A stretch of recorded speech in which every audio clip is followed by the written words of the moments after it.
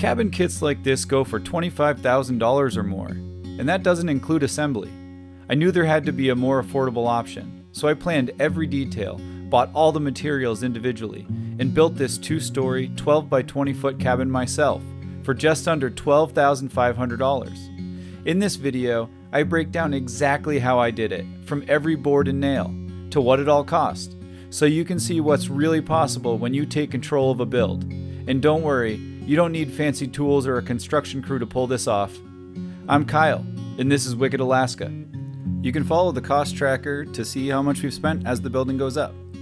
The first thing that hits the ground is these pressure treated beams. I use the chainsaw to section them up into 3-foot long sections, and then I'm going to combine them into these little footings using these 6-inch long nails. These footings help disperse the weight of the cabin so that they don't sink into the ground. I built 8 total footings to support the cabin, and I'm going to place an adjustable pier block in the center of each footing. These are pier blocks. They're essentially 1-foot cubed pour of concrete, and they have a hole cut down through the middle to receive an adjustable post. You can see the adjustable posts in the pier blocks here, and they have about a couple of inches of adjustment on them, make it nice to level the cabin. And you can do these adjustments with a single wrench. You can see now that we've mounted the 20-foot beams on either side, and those are going to support all the weight of the cabin and hold up the floor joists for the first floor. I use I-joists because I wanted a deep floor for packing a lot of insulation in there, and the price for this versus a 2x10 or 2x12 wasn't very different. But the assembly was a lot faster with the way I wanted to assemble the floor. I use rim joists to hold everything together and organize all of the floor joists. You also use the rim joists to nail everything in place, and for that I use 3¼ inch .131 nail gun nails, which is pretty common for a framing nail. I then grabbed some cheap plywood and ripped it into 15-inch wide sections, and then I used these pieces and slid them between each one of the floor joists. And the I-joists had a nice lip on the bottom that these could just rest right on top of. This is a big cheat code when it comes to insulating your floor, because otherwise you're going to be insulating from underneath the cabin, and that's not a fun thing to do. You'll see how smooth this operation went, and it went very quick. There's a lot of late nights involved in this cabin build, a lot of physical work put into it, and a lot of work goes into making videos as well. So if you like this video so far, hit subscribe and check out the YouTube channel Wicked Alaska. Thank you for your support. The first step in putting a floor down is subfloor adhesive, and this will keep your floor from being very creaky over time. You also want to use a thicker plywood on the subfloor than you do on the walls of the cabin. 2/3 or 3/4 inch would be great. And you also use a little bit smaller nail than the framing nail, so 2 3/8 is plenty for this. Having a level and solid foundation is really critical when it comes to putting up the walls, and since we have that, this next step should go pretty smoothly. To know how many sticks you need for this, you can count it all around in your design, but always get more than you think you need, because you'll use a lot of it in utility. The scraps will be used to make headers and all sorts of stuff, so a big round number is not a big problem here. You'll definitely use the wood. Using some of those scraps combined with some glue and a little bit of scrap from the subfloor, you can make headers for windows and the door. 3 2x and a piece of your subfloor laid vertically in your 2x6 wall studs will line up pretty perfect when it comes to the thickness of the wall. So it's a great way to save on some money and not have to buy a big beam. I used 2x6 for studs instead of 2x4s because I wanted extra insulation in my walls. We're up in Alaska, so things get pretty cold, and I want to be able to retain that heat throughout the night. I placed some straps from the skid up to the rim joists on each one of the footers. We get a fair amount of earthquakes in Alaska, so this is just for peace of mind. I also bought a bunch of 2x4s to help with plumbing and squaring the walls. You can see them as we're using them as braces here. And 2 big tarps. I would say that you should just go get yourself a couple of tarps if you're going to plan to build. It's inevitably going to rain, or you want to cover up your tools overnight and that sort of thing. In my particular case, I've already put insulation in the floor, so I don't want it to get super wet. And having this tarp on the floor made a big difference. I even crawled under the cabin and checked the insulation after this rainstorm, and things were pretty dry. Next, we're going to sheathe the walls, and we do that with 7/16 OSB. It's a little bit thinner than the subfloor, a lot lighter to carry and hold up while you're nailing. I used the same 2 3/8 nails on this as I did on the subfloor. The second floor joists are going to be 2x8s. and they're going to span the width of the cabin. And this is a balloon framing method where I'm actually going to nail these joists directly into the wall studs, and that'll hold the walls from separating. Kind of like a really low rafter tie. You can see the building forming a little bit before our eyes here. And late into the night again, applying subfloor glue and subfloor for the second floor, leaving a little hole for the stairs to come up. Now that we had mostly an enclosed box, I needed to cut the window holes out so that we could see and have a little bit more light with our working station downstairs. Things started to be a little bit more recognizable of a downstairs of a cabin once we did that, so that was a little bit of a motivator. While the weather was good, we headed upstairs and we began to work on the rafters and the roof. We used some of the leftover subfloor material to cut gussets, and the gussets are going to help hold the peak of the roof line together.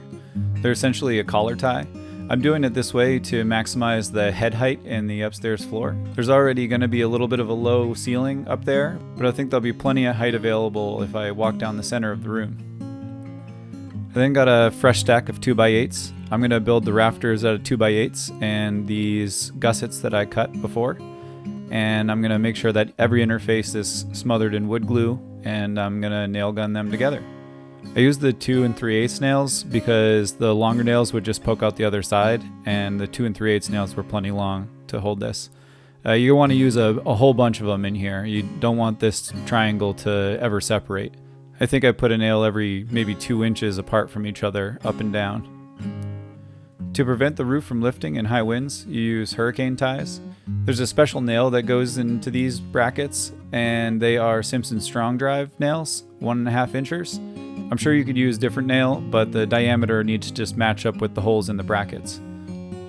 We continued along making each one of these the same as we did before, and it was a pretty easy task once we had the jig working for us.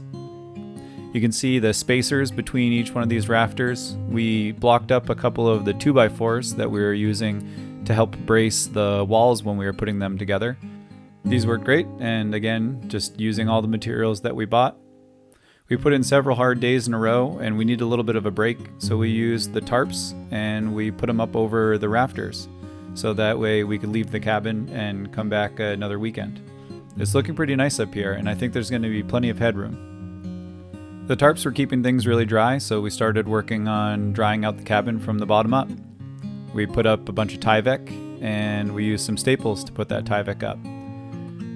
Where the sheets joined, we used some tape, and I don't know how necessary that is, but we did it all the way around and made things look good.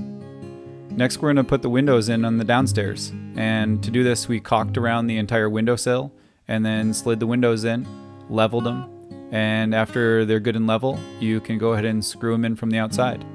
Each window took quite a few screws, so you'll want to buy a couple boxes. Similarly, the door goes in with a lot of caulking, and you're going to pick the door up, slide it in, make sure it's level. You want to make sure that the door swings nice and smooth before you start locking things in place, and then you're going to use some Deck Plus screws to hold it in place, and I matched the color of the screw to the door. Lastly, we have 2 windows up top in the second floor, and they're a little bit smaller, so they're a little cheaper. They'll be mounted in the same way that the first floor windows were mounted. Everything on the second floor takes a lot more time than the first floor, because most of it's on the ladder, or up on the roof. So you want to make sure that you plan a good weekend to get certain steps done, and doing it when a good weather window is there as well helps for sure. Once these gable walls are completed, then I'll be solidly on working on the roof. The first thing that goes up on the roof are fly rafters, and I've held them together with 6-inch timber locks to really make sure they don't go anywhere. There'll be fly rafters on each gable end, and there'll be one on either side. These can be pretty difficult to install, even if you have a second pair of hands. I suggest using the leftover 2x4s that you have from earlier in the build, and install them underneath the eaves. It's like having a third set of hands while you're screwing it into place, and getting it in perfect position is important. The roof takes the same plywood as the walls do. 7/16 OSB is plenty good, and 2 3/8 nails are great. There's really no need to go any bigger than that. You can use your 2x4 scraps to build a ridge hook ladder, and that helps immensely when putting the things up on the roof, like this tar paper. And you can put the tar paper in there by using the same staples that you bought for the Tyvek. I'm sure you can buy a commercial ridge hook ladder and it'll be a lot lighter. Maybe it's worth it if you have a big build, but if you're working on a budget, something built out of scraps will work just fine. Now that there's paper on the roof, I'm not worried about the rain anymore, and to give myself a little bit of a break from being up on the roof, I started to work on some of the inside spray foam. We used the Great Stuff with a Great Stuff gun, and that was oddly satisfying to spray all the bird blocks in. The following weekend to work, I had the full intention of finishing the roof, and that's just what I did. I used 10-foot metal roof panels, and those go together pretty quick, but they are kind of a pain, so you want to pre-drill them. The first piece you put up is the eaves, and then the panels will rest right on top of them. That way the water will flow down the panel and not underneath the eave pieces. Each panel takes quite a few screws, so you're going to want to buy a couple of boxes of screws. These screws have a little waterproof gasket on them, and additionally you'll put some roof tape. The roof tape is essentially strips of foam with adhesive on one side. That keeps water and debris from getting between the panels when there's a wind-driven rain. The gable end pieces go in very similar to that of the eave pieces, and they'll go in after you're done with all of the panels. And then once you're done with that, you will put in the ridge, and the ridge will go across the entire top, and there's foam and roof tape that you can use underneath that as well. Lastly, in this dry-in, I used the 4x8 sheets of T111. This is smart siding. It comes pre-primed, so all you have to do is paint it afterwards. This step went pretty quick. Each piece is a pretty large piece, so it covers up a lot of space. The last thing to do is to button everything up with the trim. And so I trimmed out the windows, I trimmed out all of the horizontal lines and the corners of the cabin. And there you have it. With under $12,500, you can have yourself a cabin in the woods. If you like this video, please support the channel by hitting subscribe and checking out the YouTube channel Wicked Alaska. We've made a ton of progress and I can't wait to share it with you. See you on the trail.